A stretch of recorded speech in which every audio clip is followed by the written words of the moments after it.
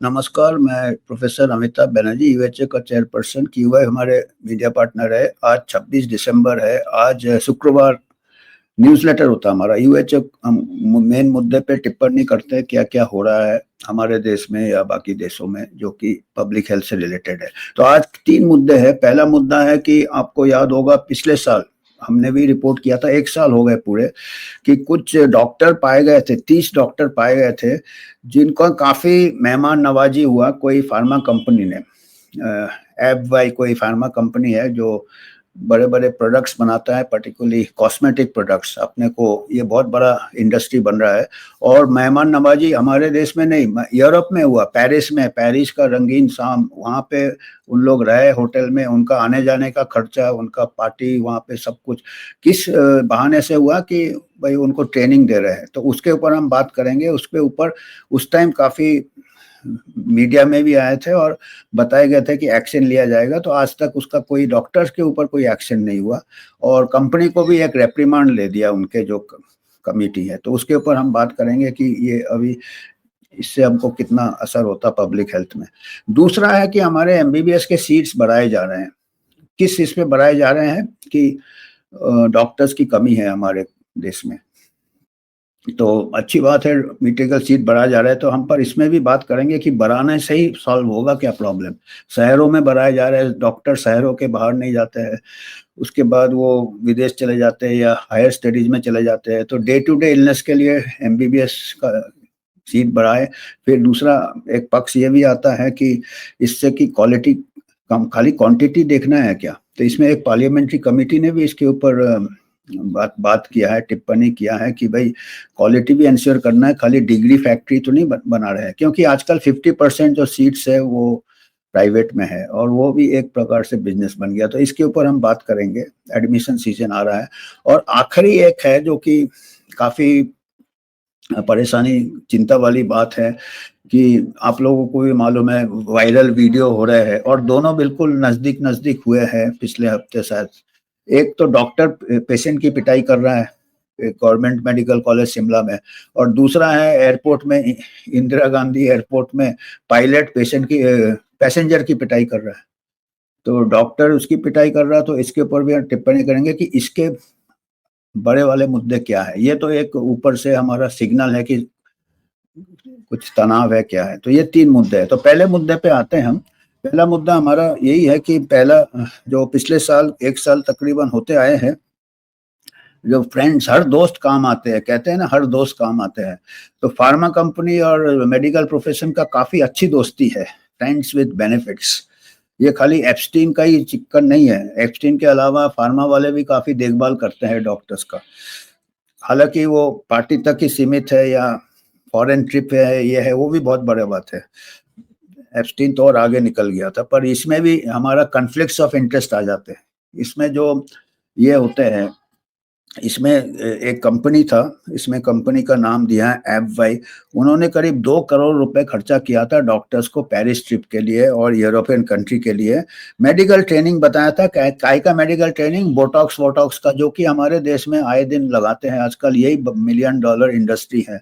तो उसके अभी और उनके क्या किए थे, जो इनके फार्मास्यूटिकल जो कमिटी था, उन्होंने रिप्रिमांड लिया, मतलब एक प्रकार से डाँट दिया कि भई ऐसा नहीं, अच्छी बात नहीं है, ऐसे मैंने किनको, जो फार्मा कंपनी था। और डॉक्टर्स के ऊपर अभी तक कोई एक्शन नहीं हुआ। क्या उन्होंने पता करने की कोशिश की थी मीडिया ने, पता चला कि नेशनल मेडिकल कमीशन जो है, एनएमसी है, नेशनल मेडिकल कमीशन जो है, वो उसके पास एथिकल कमिटी में मेंबर ही नहीं है कोई। एथिकल कमिटी है जो नैतिकता देखता है, हर एक छोटे से एक मीडियम साइज अस्पताल में या मेडिकल कॉलेज में भी एथिकल कमिटी होता है कि जो कि एथिक्स देखे, ये देखे, ये अनएथिकल चीज़, ये सब उन लोग डिसाइड करते हैं।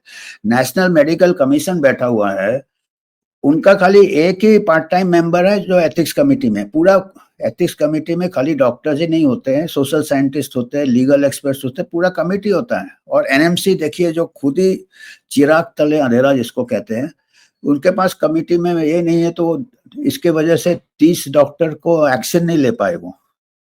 और वो मेडिकल कॉलेज के सीट्स बढ़ाने में इंटरेस्ट है उनको। अभी अभी अगला समाचार जैसे हमने बताया कि मेडिकल कॉलेज के अब डॉक्टर ऐसे फैक्ट्री जैसे बना रहे हो, डिग्रियां बांट रहे हो, और उसमें कॉलेज के ऊपर कॉलेज खोले जा रहे हो, मेडिकल कॉलेज जब, और जो ऐसे वायलेशंस होते हैं तो उसका आप देख नहीं कर रहे हो। आप 30 डॉक्टर के ऊपर नजर नहीं रख सकते हैं जो कि आइडेंटिफाई हो गए, तो आप लाखों डॉक्टर निकाल रहे हो, अब उनके ऊपर कैसे नजर रखोगे? इतने 800 के ऊपर मेडिकल कॉलेज आपने खोल खोल दिए हैं, उनमें सीट्स बढ़ाए हो, उनका क्वालिटी कंट्रोल में क्या आप नजर रख सकते हो? ये सवाल उठता है एनएमसी के ऊपर, ये सोचना चाहिए आपको। तो पहले, और दूसरा मुद्दा इसी से रिलेटेड है, और अभी है things are going get worse. हम कह रहे हैं कि अभी दूसरे मुद्दे पे हमारे जो मेडिकल कॉलेज में बहुत इस साल भी सीट्स बढ़ा रहे हैं, और 26-27 में continue to temporary relax for existing medical colleges for 26-27,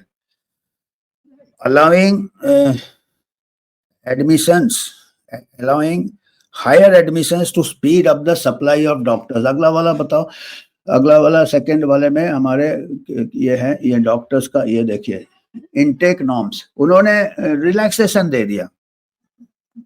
मतलब मेडिकल कॉलेज में उन्होंने अभी थोड़ा स्ट्रिक्ट लाने वाले थे कि 150 सीट्स तक ही रहेंगे, एक्स्ट्रा सीट्स नहीं अलाउ करेंगे।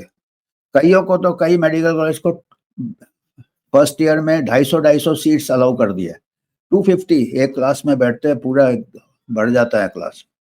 250 सीट अभी उन्होंने थोड़ा स्ट्रिक्ट करने वाले थे क्वालिटी कंट्रोल की पर अभी उन्होंने इस साल रिलैक्स कर दिया कि ठीक है, अभी हमको डॉक्टर्स की तो बहुत कमी है, डॉक्टर्स की कमी है, और आपने सीट्स बढ़ा दिए।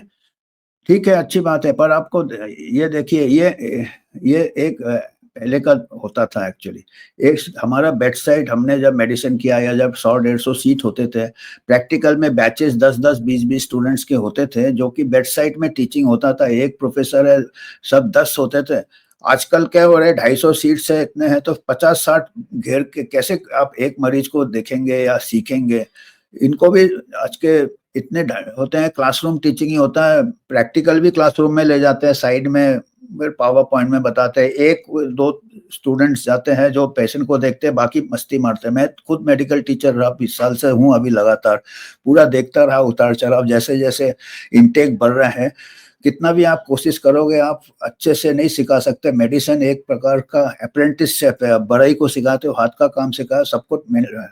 आप सीट बढ़ा रहे हो, आपके पास डॉक्टर्स है, टीचर्स है कि नहीं है, पेशेंट्स उतने हैं कि नहीं है, ये सब आप जैसे आप तो उसमें यही आता है कि मेडिकल, और जो सीट्स जो बढ़ रहे हैं, मैक्सिमम सीट्स कहाँ बढ़ते हैं? प्राइवेट मेडिकल कॉलेजेस में बढ़ते हैं, गवर्नमेंट में भी बढ़ते हैं। गवर्नमेंट में 50% से ज़्यादा प्राइवेट के कॉस्ट एक साल का 1 करोड़ तक चला जाता है। तो ये आम आदमी के बच्चे, मेरिटोरियस स्टूडेंट्स अफोर्ड नहीं कर सकते हैं। तो ये एक, इसके ऊपर एक पार्लियामेंट्री न्यू कॉलेजेस बनाए हैं अंडर सब डिस्ट्रिक्ट्स में। अभी देखिए 10 साल में एमबीबीएस सीट 51,000 था इन 2013-14, 51,000 से आज के तारीख में 1 लाख के ऊपर भी सीट हो गए, करीब 1.25 लाख सीट्स हो गए हैं, 50,000 से 1.25 लाख सीट हो गए हैं 10 साल में। पर हमारे हेल्थ सर्विसेज में डॉक्टर्स अवेलेबिलिटी है क्या? अभी भी जो कंप्यूटर ऑडिटर जनरल का जो रिपोर्ट है वो बताता है कि primary health centre, district hospital के नीचे 40%, 50% वैकेंसी है, 30% वैकेंसी है। डॉक्टर्स, एमबीबीएस डॉक्टर्स का पोस्ट नहीं भर रहे हैं, एमबीबीएस डॉक्टर्स का यूटिलाइज नहीं हो रहा। एमबीबीएस सीट आप बढ़ा रहे हो, एमबीबीएस सीट को, फिर एमबीबीएस सीट के बाद आप एमबीबीएस से नौकरी करा रहे हो क्या? नहीं करा रहे हो। उनको 25,000, 30,000 की नौकरी मिलती है, कॉर्पोरेट में भी जाते हैं 25-30,000 नौकरी, गवर्नमेंट में भी उनको रिमोट एरिया भेजते हैं जहाँ कोई फैसिलिटी नहीं है। तो एमबीबीएस सीट बढ़ाए हो, वो क्या करते हैं? पीजी में जाते हो, पीजी सीट के भी 50% प्रॉफिट मोटिव है, बहुत कॉस्टली सीट्स है। उसके बाद सुपर स्पेशलिस्ट, उसके बाद वो आपके और हमको थोड़ी इलाज करेंगे रोजमर्रा की बीमारियों का। उसमें फिर ये जैसे फॉरेन ट्रिप का दिया है 30 डॉक्टरों का, आप लाखों डॉक्टर निकाले हुए हर साल, जो कि उन्होंने पैसा वसूल तो करना है ना, कितना मेडिकल में खर्चा हो जाता है, लोन लेते हैं उन लोग, लेते हैं करोड़ों जो खर्चा किया है, वो गांव में जाके 20,000 की नौकरी करेगा क्या? ये प्लानिंग का, ये सोचना चाहिए। और दूसरा है कि जो पार्लियामेंट्री कमेटी ने भी बोला है कि टीचर्स कहाँ से लाएंगे इतने, टीचर्स के अभी आपने बहुत सारे रिस्ट्रिक्शंस कर दिए कि इनको इतने पब्लिकेशन होना चाहिए, इतना टीचिंग एक्सपीरियंस, वो कहाँ से आएंगे? पहले के तो इतने मेडिकल कॉलेज थे, सभी थोड़ी जाते हैं, सब प्रैक्टिस में जाते हैं। और क्या है कि टीचर्स के लिए उन्होंने फिर क्या किया, टीचर्स गोस्ट फैकल्टी होते थे। गोस्ट फैकल्टी में क्या है कि वो इंस्पेक्शन के दिन ही आ जाते थे, जो एनएमसी इंस्पेक्शन, पहले एमसीआई इंस्पेक्शन होता था, फिर एनएमसी सरप्राइज इंस्पेक्शन होता था, पर फिर भी है वो कैसे तैसे पता चल जाता था कि आज इंस्पेक्शन है वो। या तो फिर डॉक्टरों का मूवमेंट बंद कर देते थे कि ये इस बीच में सरप्राइज होगा, तो वो बिल्कुल कैद जैसे हो जाते थे डॉक्टर्स। तो कैद जैसे उसके बाद क्या किया, बायोमेट्रिक ले आया, थम इम्प्रेशन लाया कि भाई फैकल्टी भाग जाते हैं, वो रहते नहीं है, इतने ज्यादा बच्चे तो आप भर्ती कर रहे हैं, फैकल्टी क्या है, बड़े बड़े जो स्पेशलिस्ट सुपर स्पेशलिस्ट जो कॉर्पोरेट में काम करते हैं, उनका नाम भी मेडिकल में रहेगा, फिर भाग जाते हैं कॉर्पोरेट में, अपनी खुद की प्रैक्टिस रहती है, उससे ज्यादा कमा लेते हैं वो। तो वो थंब लगाते थे, तो फिर बाद में पता चला थंब भी नकली बना देते, तो फिर क्या किया, फेशियल रिकॉग्निशन होने लगा, फिर बायोमेट्रिक होने लगा, फिर आधार कार्ड से लिंक किया। अब इसमें दूसरा बात भी होता है, आपका डॉक्टर्स की आजादी जा रही है ना, आप उनको इतने सर्वेलेंस में क्या मुजरिम जैसे रख रहे हो आप, तो क्योंकि वो सिस्टम ही ऐसा है ना, उनको चलाना है कॉलेज, उनको पैसे। तो अभी क्या करते हैं कि चलो ठीक है, हाजिरी फेशियल रिकॉग्निशन, तो वो होता है, तो उसमें भी लूप होल है। अभी आप सुबह आके 8 बजे फेशियल रिकॉग्निशन है, दिन भर प्रैक्टिस करो, शाम को जाके फिर फेशियल रिकॉग्निशन होगा, तो बीच में तो गायब हो ना आप। तो ये सब हो रहे हैं चारों तरफ ऑल ओवर द कंट्री। तो इससे क्या है, क्वालिटी ऑफ मेडिकल स्टूडेंट्स के ऊपर क्वेश्चन मार्क आता है।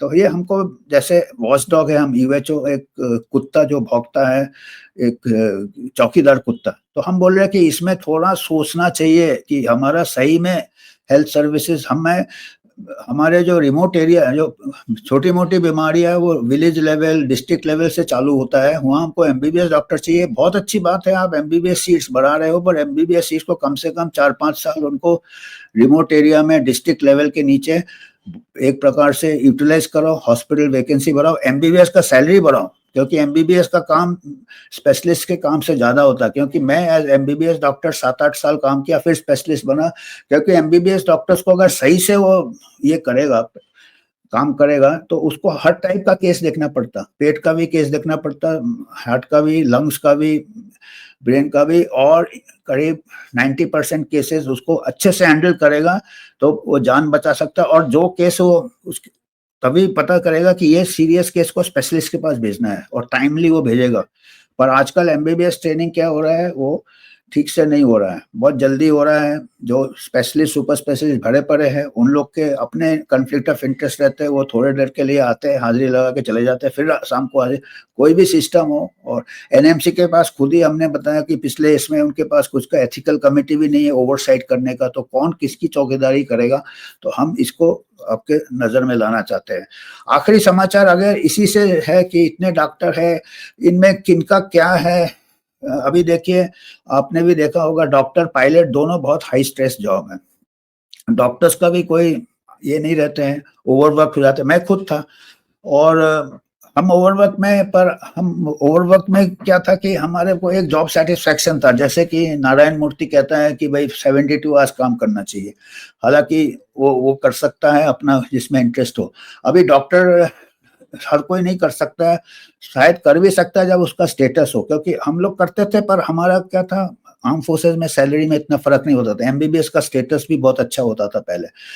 तो अभी आप एमबीबीएस डॉक्टर को राउंड द क्लॉक काम कराओगे, उसका मानसिक तनाव हो सकता है। पायलट का भी ऐसे ही चल रहा है। अभी इंडिगो में सब ग्राउंड हो गए थे, क्योंकि इसी में हुए थे, उनका रिक्रिएशन में कॉम्प्रोमाइज हो रहा था, ये कॉम्प्रोमाइज हो रहा था, ये तनाव होता, और ये सब लोगों की जाने इसमें बाजी में है। एक डॉक्टर भी अगर तनाव में काम करता है तो वो भी ठीक से डिसीजन नहीं लेगा, एक पायलट भी।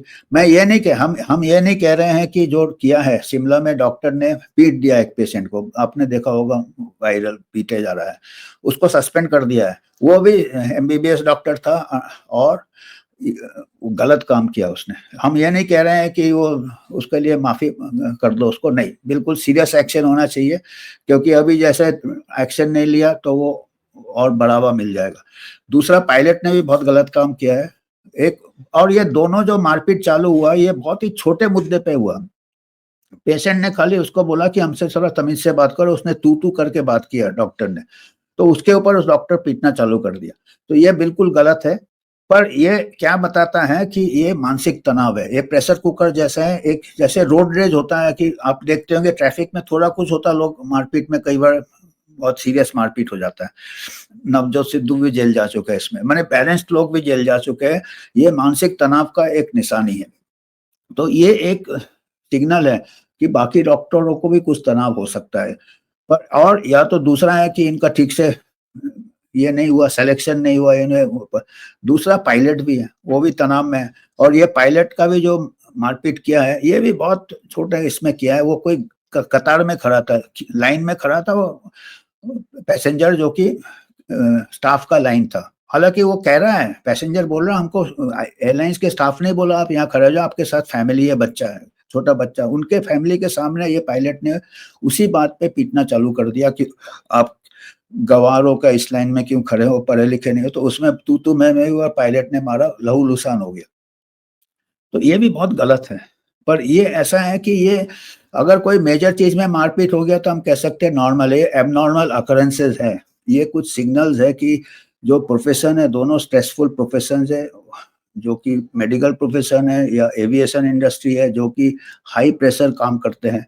इनके ऊपर काउंसलिंग या इनके ऊपर रिक्रिएशन, इनके कंडीशंस, इनके सैलरी, इनके फैमिली लाइफ बैलेंस, ये सब देखना चाहिए। तो आज हमको यही 3 मुद्दे पे बात करने थे। तो धन्यवाद, आज इतना ही।